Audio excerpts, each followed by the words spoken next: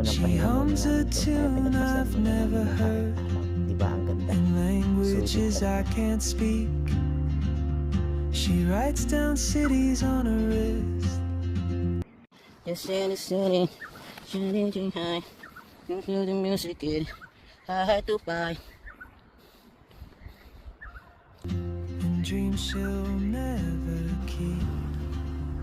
I sip my coffee, Ito yung miss isang my jogging cue. Still So ain't bakit sa hagdan na para kang hahalik sa hagdan mismo?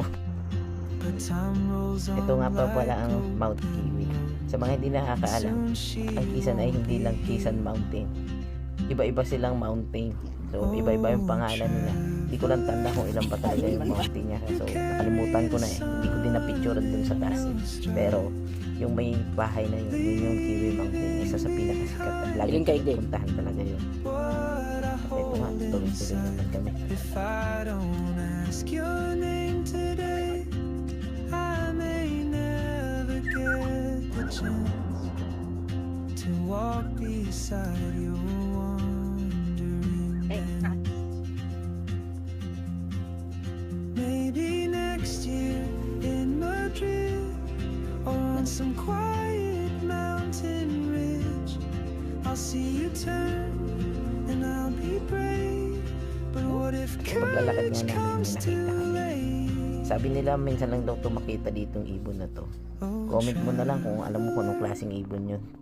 The world is your open gate, and I just stood afraid of fate.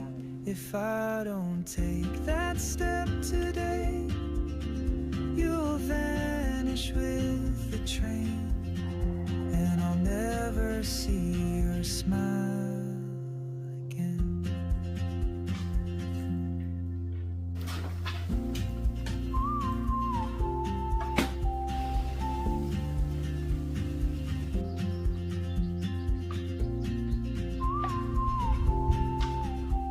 Sa wakas, nagawa na namin.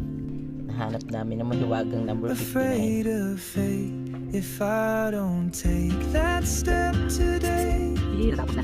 Saan ka mag-yan? you'll vanish with the train, At ba yun? and I'll never see your smile.